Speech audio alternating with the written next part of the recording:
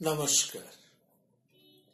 প্রাণারামের মাধ্যমে সম্প্রচারিত ভারত কথার গ্রন্থি মোচনে 251তম পর্বে আপনাদের সবাইকে জানাই সাদর সম্ভাষণ।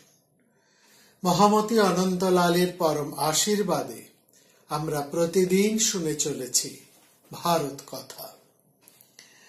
ভারত কথায় আমরা শুনছি এমন মহাভারতীয় ব্যক্তিত্বময়ী নারীদের কথা, যারা নিজেদের ব্যক্তিত্বের প্রভায় আপন স্বাতন্ত্র্যে মর্যাদায় সমগ্র মহাভারতে উজ্জ্বল হয়ে আছেন। তাদের ব্যক্তিত্ব এতটাই যে তারা প্রাতঃস্মরণীয়। শুধু যে তারা তাদের ব্যক্তিত্বের বশে স্বামীদেরকেই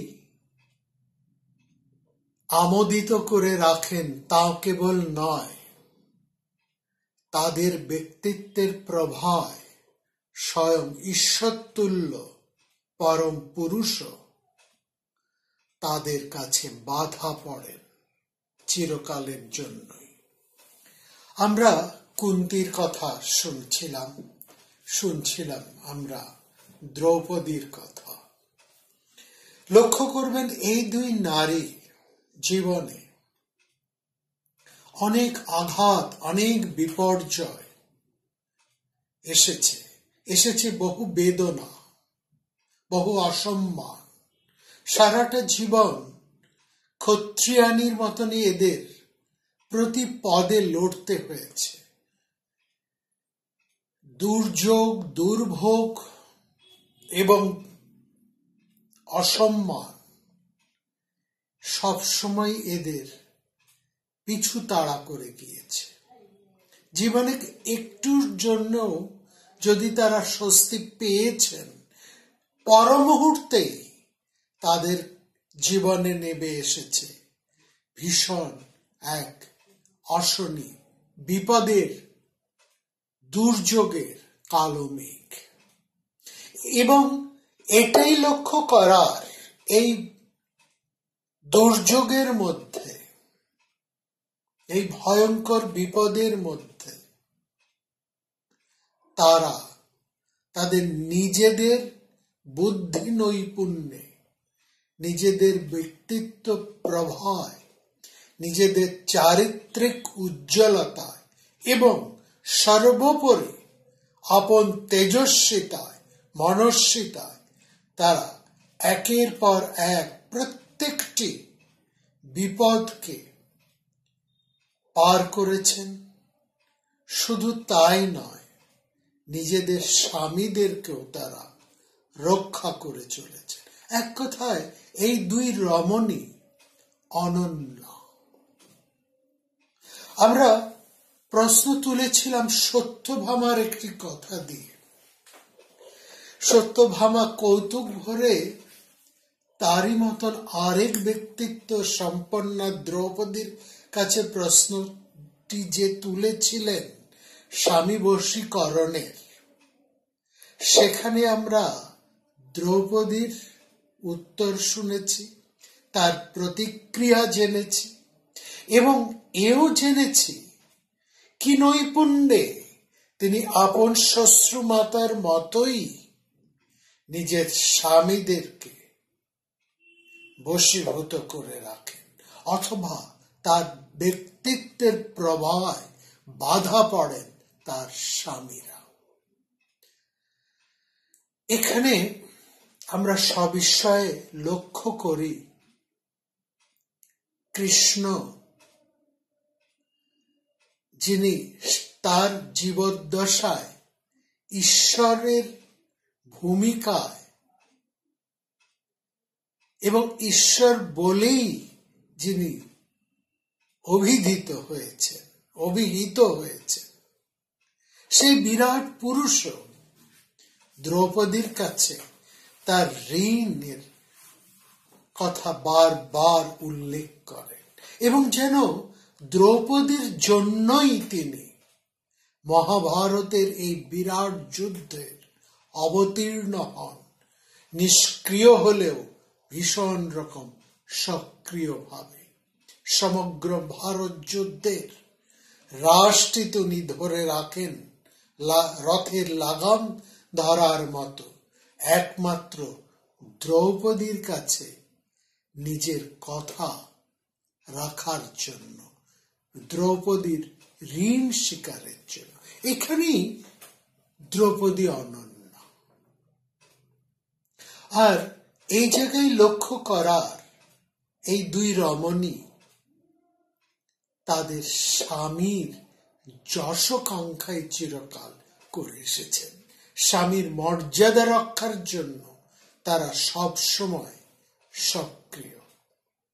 কুন্তী যেমন তার জীবনের শেষ প্রান্তে দাঁড়িয়েও, জীবনের সবটুকু দিয়েও পাণ্ডু চিহ্নকে অম্লান রাখার জন্য সতত প্রযত্নবান, একইভাবে দ্রৌপদীও, আমরা গত 2 পর্ব আলোচনায় এটা বুঝেছি, তিনি স্বামীদের অপযশ রক্ষার জন্য, কেবলমাত্র স্বামীদের অপযশ রক্ষার জন্যই তিনি সদা চেষ্টা করে গিয়েছেন। সব সময় তার একটি লক্ষ্য, এবং সেই উদ্দেশ্যে তিনি কৃষ্ণের মতন বিরাট পুরুষকেও বাধ্য করেছেন তার কথা শুনতে, তার কথা ভাবতে, এবং তার ইচ্ছা অনুসারে পরিচালিত হতে বাধ্য করেছেন শ্রীকৃষ্ণকে। একজন রমণীর ব্যক্তিত্ব কতটা হলে আরেক পুরুষের জীবনে তিনি কতটা মর্যাদাবান হলে, কতটা গুরুত্বপূর্ণ হয়ে উঠলে শ্রীকৃষ্ণের মতন একজন মানুষ ভাবতে বাধ্য হন, করতে বাধ্য হন, বা ঋণ স্বীকারের দায়ে অবতীর্ণ হতে বাধ্য হন, সেই ভূমিকায় যা দ্রৌপদীর প্রিয় কর্মটি সাধন করবে। এখানে আমরা আরেক রমণীর কথা আসব।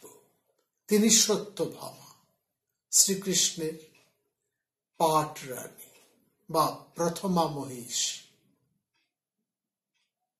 প্রথমা মহিষী যদি আমরা নাও বলি আক্ষরিক অর্থে, তিনি কৃষ্ণ জীবনের এমন এক রমণী যাকে কৃষ্ণের মতন বিচক্ষণ, কূটনীতিক, বিশাল ক্ষমতাবান, ধুরন্ধর পুরুষ প্রতি মুহূর্তে সমঝে চলে। দুটো উদাহরণ পাশাপাশি রাখছি। একটি কৃষ্ণের প্রিয়তমা স্ত্রী, যাকে শ্রীকৃষ্ণ নিজে হরণ করে এনেছেন, বিদর্ভ রাজকন্যা রুক্মিণীর কথা। আর সেই সঙ্গে তার পাশাপাশি আমরা দেখাবো সত্যবতীকে। দেখুন দুটি চরিত্র, দুজনেই শ্রীকৃষ্ণের স্ত্রী, আরো অনেক স্ত্রীর মতন এরা দুজনই স্ত্রী। আমরা রুক্মিণীকে কেন আনবো? রুক্মিণীর কথা আমরা এই জন্যই আনবো, রুক্মিণীর পত্র পেয়ে শ্রীকৃষ্ণ রুক্মিণীকে হরণ করে বিবাহ করেছিলেন যথেষ্ট ঝুঁকি নিয়ে। তিনি জানতেন এই বিবাহের পরিণাম কি হতে পারে, তার গোষ্ঠীতে বিবাদ তৈরি হতে হবে, যেই গোষ্ঠীর একতা রাখার জন্য শ্রীকৃষ্ণ কোনদিন গোষ্ঠী মুখ্য হননি। নিজে যা আয় করতেন তার অধিকাংশই তিনি গোষ্ঠীর মধ্যে সদ্ভাব রাখার জন্য ব্যয় করতেন, এবং এই গোষ্ঠীর মধ্যে যাতে মিল থাকে তার জন্য শ্রীকৃষ্ণ সমস্ত কিছু করেছেন। এবং শেষকালে তিনি দুঃখ করেছেন নারদের কাছে, মহর্ষি নারদের কাছে, যে এই যদু বৃষ্ণি সাত্যত গোষ্ঠীর জন্য তিনি কি করেছেন আর প্রতিদানে তিনি কি পেয়েছেন, তাকে দুঃখ করতে শুনে সেই গোষ্ঠীর বিরুদ্ধে গিয়েও তিনি রুক্মিণীকে কিন্তু হরণ করেছিলেন।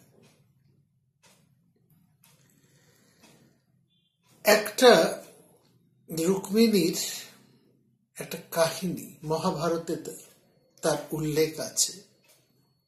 অর্থাৎ রুক্মিণীর চরিত্রটা আমরা একটুখানি দেখি, যিনি শ্রীকৃষ্ণের এত প্রিয়তমা মহিষী। জাম্ববতীকে তো শ্রীকৃষ্ণ গতিকে বিবাহ করেছিলেন,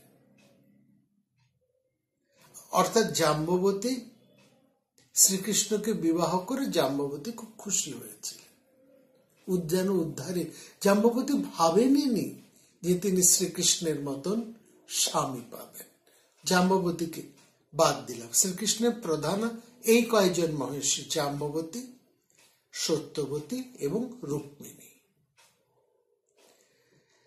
তো রুক্মিণীর একটা ব্যাপার আছে, তিনি বিদর্ভা রাজকন্যা। বিদর্ভ দেশের মেয়েদের একটা বা বিশেষ গুণ আছে। বিদর্ভ দেশের মেয়েদের এমন সম্পর্কে এমন কথা বলা হয় যে বিদর্ভীদের যে ঘরানা, সেটা নাকি সেই সময়ে সমস্ত দেশের সমস্ত রাজ্যের ঘরানার থেকে আলাদা। অর্থাৎ একজন বৈদর্ভী তিনি রূপে, গুণে, আচরণে, ব্যবহারে সম্পূর্ণ আলাদা হন। তাদের সঙ্গে অন্য কোনো রাষ্ট্রের মেয়েদের তুলনাই হয় না। এতটাই নামজাদা ছিলেন বৈদর্ভী কন্যারা। যেমন দময়ন্তী, তিনি বৈদর্ভী। দময়ন্তীর রূপের সঙ্গে বুদ্ধি এবং কথা বলার বৈদগ্ধি এত বেশি ছিল যে মহাকবি নৈষদ তিনি লিখেছেন যে নল দময়ন্তীর সামনেই দময়ন্তীর প্রশংসা করে বলেছেন, এ তুমি কেমন করে কথা বলছো? এ কি আমায় তুমি নিষেধ করছো না বিধান দিচ্ছ? আমি কিছুই বুঝতে পারছি না। এ তো তোমার যেন সূক্ষ্ম কথার একটা ছলনা, আমি বুঝতে পারছি না। এই বক্রোক্তি আমি ঠিক বুঝতে পারছি না। তুমি কি আমাকে যেতে না করছো না যেতে আদেশ দিচ্ছ, কোনটা? আলংকারিকেরা যে ব্যঞ্জনার মাধুর্যে কথা বলেন, সেই ব্যঞ্জনার আকরই ছিল বিদগ্ধা দময়ন্তীর বাক্য বিন্যাস। বিদগ্ধ নারী বচনং তদাকরা। অর্থাৎ এতটাই বৈদগ্ধী ছিলেন বিদর্ভের কন্যারা, তাদের বাকচাতুর্য এতটাই ছিল, তার এতটাই পরিহাস প্রিয় ছিলেন, এতটাই তাদের বিদগ্ধতা ছিল যে সেকালে ভারতবর্ষে এই বিদর্ভ কন্যাদের সম্পূর্ণ আলাদা দৃষ্টিতে দেখা হতো। নলের দময়ন্তী যেমন বিদর্ভ, তেমনি রুক্মিণীও কিন্তু বিদর্ভ রাজকন্যা। শ্রীকৃষ্ণ একজন পরম বুদ্ধিমান মানুষ, তার মধ্যে চটুলতা আছে, তার মধ্যে রম্য আনন্দের আস্বাদ আছে। তিনি একটু কৌতুক প্রিয় বটে, একটু কেন, যথেষ্ট তিনি কৌতুক প্রিয়। ফলে তিনি তার স্ত্রীদের কাছ থেকেও, তার প্রিয়তমাদের কাছ থেকেও ঠিক সেই রকম ব্যবহারই আশা করেন। এটা তো ঠিক, একজন বিদগ্ধ পুরুষ তার স্ত্রীদের কাছ থেকে ওই বৈদগ্ধ্যটাই আশা করবে, বিশেষ করে যেখানে তার স্ত্রী বিদর্ভ রাজকন্যা। এবং আমরা দেখছি রুক্মিণী এতটাই পতিব্রতা, এতটাই বশম্বদ এবং স্বামীর গর্বে তিনি এতটাই মুগ্ধ যে বিবাহোত্তর জীবনে তার মধ্যে যেন এক তৃপ্তির আস্বাদ সবসময় তাকে স্থবির করে রেখেছে। তার যে বৈদগ্ধ্য ছিল সবটাই ঢাকা পড়ে গেছে, ম্লান হয়ে গেছে, সবটাই যেন স্থবির হয়ে গেছে। আসলে কৃষ্ণ তো বাস্তববোধহীন মানুষ নয়, তিনি একটা রোমান্টিক পুরুষ। তিনি রুক্মিণীর ঘরে এসেছেন, রুক্মিণী নিজের ঘরে সে সময় অবস্থান করছিলেন।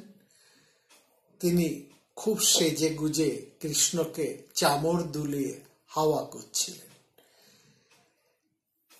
কৃষ্ণ ভাবলেন, আহা, এই মেয়েটি আমাকে কতই না ভালোবাসে, কৃষ্ণ ছাড়া যেন তার জীবনে আর কেউই নেই, আর কোনো গতিই নেই। এবং মেয়েটি এত সুন্দরী, এত বিদগ্ধ হওয়া সত্ত্বেও কৃষ্ণের উপর তার এত নির্ভরতা কেন? তাং রূপিণীং শ্রিয়ম অনন্য গতিং নিরীক্ষ। কৃষ্ণ উপরে যার এত নির্ভরতা, কৃষ্ণ যেন তাকে আজ একটু কাঁদাতেই চাইলেন। কৃষ্ণ বললেন, হ্যাঁ গো রুক্মিণী, তুমি তো এক বিরাট রাজকন্যা, বিরাট কুলের রাজকন্যা। তোমার বাবা কত বড় রাজা, কত বড় তোমাদের রাজ্য, কত ক্ষমতা, আর কত গুণী মানী ধনী পরাক্রমী রাজারা তোমাকে বিয়ে করতে চেয়েছিল। তোমার বাবা ভাইরাও তো ওরকমই একজনকে পছন্দ করেছিলেন তোমার জন্যে। জরাসন্ধের মতন রাজাদের শিশুপালের ভালোবাসা, শিশুপালের ইচ্ছেকে ছেড়ে তুমি কিনা আমাকে শেষকালে পছন্দ করলে? কি পেলে তুমি আমার কাছে? দেখছো তো জরাসন্ধের ভয়ে আমি এই দ্বারকার সমুদ্র গর্ভে যেন লুকিয়ে আছি। সিংহাসনে বসে রাজা হওয়া আমার আর এই জীবনে ঘটল না। আমি এটা তো শুনেছি, শ্রীকৃষ্ণ কৌতুক করে বলছে, আমি তো এটা তো শুনেছি সমানে সমানে বিয়ে হয়, আর তুমি একজন বৈদর্ভী বিদর্ভ কন্যা, তুমি কোনো কিছু না ভেবে আমার মতন একজন গুণহীন, ক্ষমতাহীন, দরিদ্র, অধম এক পুরুষকে শেষকালে কিনা বিয়ে করে ফেললে এক ভিখারিকে। বয়ং বৃতা বয়ং গুণৈ হীনা ভিক্ষুভি শ্লাঘিতা মুধা। যারা আমার কাছে, যেসব ভিখারিরা আমার নাম করে আমার কাছে চায়, তাদেরকেও যে আমি কিছু দিতে পারি এমন ক্ষমতাও তো আমার নেই। কৃষ্ণ চেয়েছিলেন তার এই কথা শুনে রুক্মিণীর ঠোঁটটা ফুলে উঠুক, মানিনীর মতন কঠিন হোক তার ভ্রুযুগল, রক্ত লাল হয়ে উঠুক তার অপাঙ্গ দৃষ্টি। কৃষ্ণ কি চাইছেন রুক্মিণীর কাছে? তিনি লিখেছেন, কৃষ্ণ চাইছেন স্বামী কর্তব্যে গম্ভীরা প্রিয়ভাষিনীর মুখে অন্তত একটু রোষের চিহ্ন আসুক, একটু অভিমানের ইঙ্গিত ফুটে উঠুক, বক্র হয়ে উঠুক তার ভুরু যুগল ক্রোধে অভিমানে। परम गंभीराय प्रियं बदाय रोषक्ति मध्यकम कतमहं लभयेति। কিন্তু এসব তো কিছুই কিন্তু বাস্তবে ঘটল না। আর বিকার যা দেখা দিল সেটা হলো রুক্মিণী মাথা নিচু করে পায়ের নখ দিয়ে প্রথম মাটি খুঁড়তে লাগলেন, কাজল মাখা চোখের জলে স্তনভূষা কুমকুম রাগ সব ধুয়ে গেল, তার গলা দিয়ে কোনো স্বর বেরোলো না। রুক্মিণী ভাবলেন কৃষ্ণের বুঝি আর তাকে পছন্দ হচ্ছে না, মনে ধরছে না, বোধহয় স্বামী এবার তাকে ছেড়েই দেবেন। এই ভাবা মাত্রই তার হাতের সোনার বালা অন্য অলংকার সব যেন তার শরীর থেকে একটা একটা করে খসে পড়ে গেল। চোখে আধার দেখে তিনি একেবারে মাটির মধ্যে মূর্ছা গেলেন। কি চেয়েছিলেন কৃষ্ণ আর কি পেলেন তিনি তার বিদগ্ধা, তথাকথিত বিদগ্ধা বৈধর্মী স্ত্রীর কাছ থেকে। কৃষ্ণ পরম স্নেহে মাটিতে শোয়া নত নম্রা বধূটিকে তুলিয়ে তার চুল টুল বেঁধে কোমল স্পর্শে তার চোখের জল মুছিয়ে দিলেন। তারপর বলছেন বৈধর্বী রাজনন্দিনী।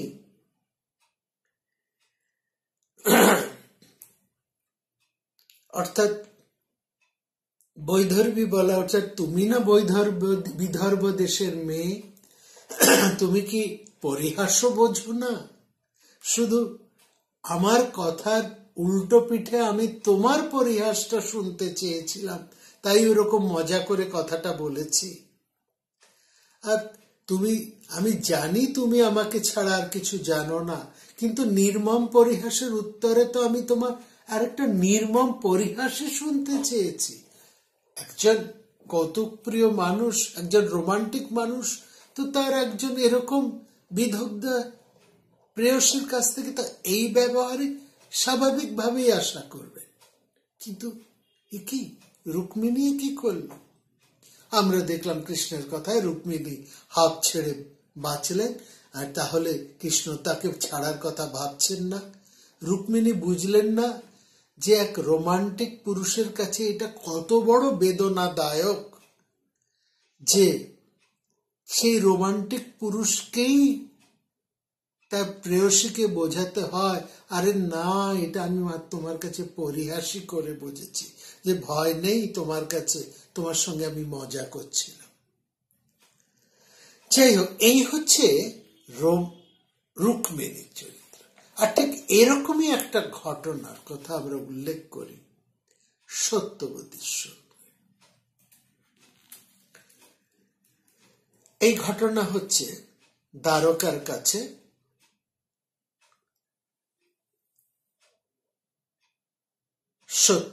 রৈবতক পর্বতে এক উৎসবের আয়োজন চলছিল। মহারানী রুক্মিণী দেবী ব্রত উপবাস সাঙ্গ করে সেই করে একটি উৎসব আয়োজন করেছেন। সেখানে অনেক ব্রাহ্মণেরা এসেছেন, দান ধ্যান হবেন, নানান ভালো মন্দ খাওয়া দাওয়ার ব্যবস্থা হয়েছে। শ্রীকৃষ্ণ নিজে এসে ব্রাহ্মণদের দক্ষিণা দান করলেন।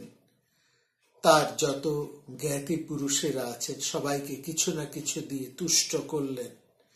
স্বামীর মঙ্গলের জন্য অপবাস ক্লিষ্টা রুক্মিণীর পাশে বসে কৃষ্ণ তাকে অনেক ভালো ভালো কথা বললেন, অনেক প্রশংসা করলেন।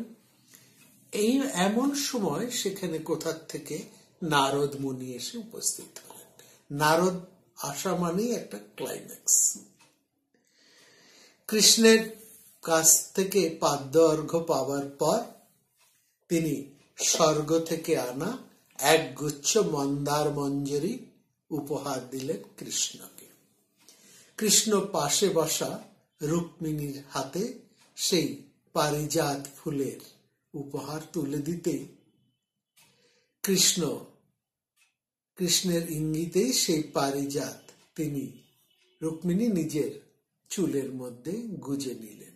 এক মুহূর্তে সেই পারিজাত ফুল যেই মুহূর্তে রুক্মিণী নিজের কেশে লাগালেন, খোপায় গুজলেন, সেই মুহূর্তে সুন্দরী তমা রুক্মিণীকে যেন আরো অনেক বেশি সুন্দরী বলে দেখাচ্ছিল, সুন্দরী রূপে দেখাচ্ছিল। সুশোভে দেব পুষ্পেন দ্বিগুণং ভস্মকী তদা, অর্থাৎ তাকে যেন দ্বিগুণ সুন্দরী দেখাচ্ছিল ওই পারিজাত ফুলটি যে মুহূর্তে তিনি তার খোপায় বুঝেছেন। পারিজাত ফুল সে সময় খুব মহার্ঘ এক ফুল।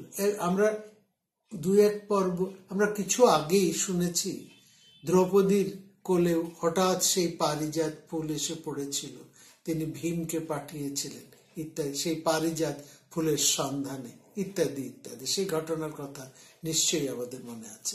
তো সেই পারিজাত ফুল, তার গন্ধেরও প্রচুর গন্ধ এবং তা দেখতেও অপরূপ, অর্থাৎ পারিজাতের গুণের শেষ নেই। এমন একটা ফুল কৃষ্ণ রুক্মিণীর হাতে তুলে দিলেন বলে নারদও তাকে রুক্মিণীর খুব প্রশংসা আরম্ভ করলেন। নারদ বললেন, আজ আমি বুঝলাম কৃষ্ণের এত মহিষী থাকার মধ্যেও তুমি তার শ্রেষ্ঠতমা। আজ তুমি সমস্ত সতীনদের অভিমানের গোড়ায় জল ঢেলে দিয়েছ। অবমানাবসেকেন তয়া সিক্তাদ্য ভামিনী। আজ তোমার সমস্ত সতীনেরা সবাই অপমানে মাথা নিচু করে থাকবেন, কেননা কৃষ্ণ আর কাউকে নয়, কেবলমাত্র তোমাকে এই স্বর্গের পারিজাত ফুলটি উপহার দিয়েছে। আর যে সত্যভামা, যিনি কৃষ্ণের ভালোবাসে অধিকারে নিজকে সবচেয়ে বেশি সৌভাগ্যবতী বলে নিজের আত্মপ্রশংসা লাভ করেন, খুব অহংকার করে বেড়ান, আজকে তিনি বুঝবেন যে জাম্ববতী, গান্ধারী, এই সত্যবতী, এরা কেউ আজ তোমার কাছে দাঁড়াতে পারবে না। আজকে আমি বুঝলাম কৃষ্ণের দ্বিতীয় আত্মাই যেন তুমি, আত্মা দ্বিতীয় কৃষ্ণস্য ভোজে তমিতি ভামিনী। রুক্মিণী তো নারদের কথায় খুব ডগমগ হয়ে উঠলেন। তিনি খেয়াল করলেন না যে সত্যবতীর গুপ্তচর দাসীরাও তার চারপাশে ঘুরঘুর করছে। তারা সব জেনে শুনে সোজা গিয়ে সত্যভামাকে সব কথা জানালো। কৃষ্ণের অন্যান্য মহিষীদের দাসীরাও সেখানে ছিলেন, তারাও তাদের কাছে গিয়ে দাঁড়ালো। কিন্তু অন্য সব মহারানী, তারা জানেন যে রুক্মিণী মহারানী, তার উপর প্রদ্যুম্নর মতন একটি তার সন্তান, সুতরাং তিনি কৃষ্ণের কাছে বাড়তি সম্মান পাবেন, এই জন্য গান্ধারী, জাম্ববতী, অন্য যেসব কৃষ্ণের স্ত্রীরা আছেন, তারা মনে মনে দুঃখ পেলেও মুখ ফুটে কিছু বললেন না। তারা ব্যাপারটাকে আর সেরকম পাত্তাই দিলেন না, কারণ তাদের এই ব্যাপারটা মোটামুটি গা সওয়া। কিন্তু সত্যভামা, তার রূপ আছে, তার যৌবন আছে, এবং এখনো পর্যন্ত তার একটা ছেলে নেই বলে তার রূপ যৌবনের উপরে তিনি সবচাইতে বেশি ভরসা করেন। এবং সবচেয়ে বড় কথা, কৃষ্ণ তাকে সব সময় মাথায় তুলে রাখেন। রূপজ যৌবন সম্পন্না সৌভাগ্যেন গর্বিতা, এমন উৎকর্ষ নিয়ে তিনি রুক্মিণীকে বাড়তি সম্মান কেন দিতে যাবেন? বিশেষত রুক্মিণীর উপর তার রাগ কিসের? তার চিন্তা কৃষ্ণকে নিয়ে, রুক্মিণীকে নিয়ে মোটেই নয়। তিনি পারিজাতের সংবাদ শোনা মাত্রই তার কুমকুম লাল শাড়িখানা খুলে সত্যভামা একটা সাদা কাপড় পরলেন। সমুৎসৃজন্তি বসনাংস কুমকুমম, কুমকুম লাল শাড়িখানা খুলে তিনি একখানা সাদা কাপড় পরলেন। তারপর রাগে ভীষণ ক্রোধিত হয়ে রৈবতক অন্তরপুরের কোণায় এক নির্জন প্রকোষ্ঠে প্রবেশ করলেন। রাগ হলে সত্যভামা মাথায় একটা সাদা ফেট্টি বেঁধে নেন আর কপালের চারপাশে রক্তচন্দনের ফোঁটা লাগিয়ে নেন। এটা তার রাগ প্রকাশের নমুনা। বাদ্ধা ললাটে হিমচন্দন শুক্ল দুকুল পট্ট প্রিয় রোষ চিহ্নম। দাসীরা দুই একবার চেষ্টা করলো তাকে গোসা ঘর থেকে বাইরে বের করার। তিনি কোনো জবাব না দিয়ে দৌড়ে খিল এঁটে চুপ করে বসে রইলেন। হাতের কমলকলি চটকে চুটকে তিনি গুঁড়ো করে ফেললেন। খবর চলে গেল কৃষ্ণ নারদের সামনে রুক্মিণীর পাশে বসে আছেন। এই অবস্থাতেও দাস দাসীরা কৃষ্ণের কানে কানে সত্যবতীর গোসার খবর ঠিক পৌঁছে দিল, সত্যভামার গোসার খবর ঠিক পৌঁছে দিল। তারা বুঝেছিলেন যে সত্যভামার এই কঠিন অবস্থা যদি বেশিক্ষণ চলে তাহলে কৃষ্ণের যন্ত্রণা আরো বাড়বে বই কমবে না। এই সুতরাং যদি কৃষ্ণ তাড়াতাড়ি বরং সেখানে আসেন তাহলে হয়তো কৃষ্ণ কিছু সামলালেও সামলাতে পারেন। কৃষ্ণ কি করলেন? তিনি একটা অজুহাত খুঁজে, একটা অছিলা খুঁজে নারদের কাছ থেকে কোনো মতে বেরিয়ে চলে এলেন সত্যভামার কাছে সোজা। আসলে পত্নী লাভ করে শ্রীকৃষ্ণের চরিত্র যে কি বিচিত্র হয়েছিল এবং সেইটাই আমরা এখানে দেখছি। নিবোধ চরিতং চিত্রং তৈসৈব সদৃশং বিভো। তখনকার বিবাহ জীবন আর এখনকার বৈবাহিক জীবনের যে একটা তফাৎ আছে, তখনকার পুরুষ বিবাহ করত, বিয়ে করত, আর এখন আইনগত ভাবে স্বামীদের বিয়ে যেন হয়, এবং তখনকার তারা বহু বিবাহ করত। এখন মেয়েরা চিরকালই একটা পুরুষকে বিয়ে করে সুখী থাকবে, এটাই তো নিয়ম, এটাই তো প্রথা। কিন্তু বলেছে এখানে আমরা দেখছি বহু বিবাহই করুক আর এক বিবাহই করুক, পুরুষদের কপালে এমন স্ত্রীও এসে জোটে যাকে মানাতে মানাতে সেই পুরুষের কাল ঘাম ছুটে যায়।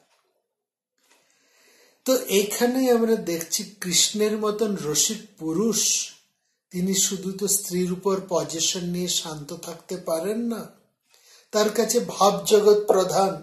আর এই জন্য বলছেন তার বিচিত্র চরিত্রের অবস্থা। তিনি সত্যভামা কৃষ্ণকে একটু বেশি ভালোবাসেন এবং তিনি অভিমানী যদি হন, আর এতটুকুতেই তিনি যদি অভিমান হন সেটা কৃষ্ণ বোঝেন। আর সত্যভামা কৃষ্ণকে এত ভালোবাসেনি বা কেন?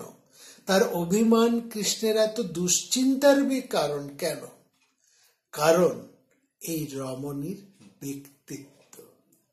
যে রমণীকে শ্রীকৃষ্ণ লাভ করেছেন এবং লাভ করেছেন তার স্বগোষ্ঠীর অনেক পুরুষের লোলুপ দৃষ্টি এড়িয়ে, সেই নারীর মধ্যে এমন কোন আকর্ষণ আছে যা বাধ্য করেছে এমন এক ধুরন্ধর রসিক পুরুষকে নারদের কাছ হতে অছিলা বের করে দৌড়ে যেতে, তার মান ভাঙাতে সেই গোসা ঘরে, সেই রমণী কি এমনই ভাবে তার চলে? এরপর কি হলো শুনবো আগামী পর্বে। নমস্কার।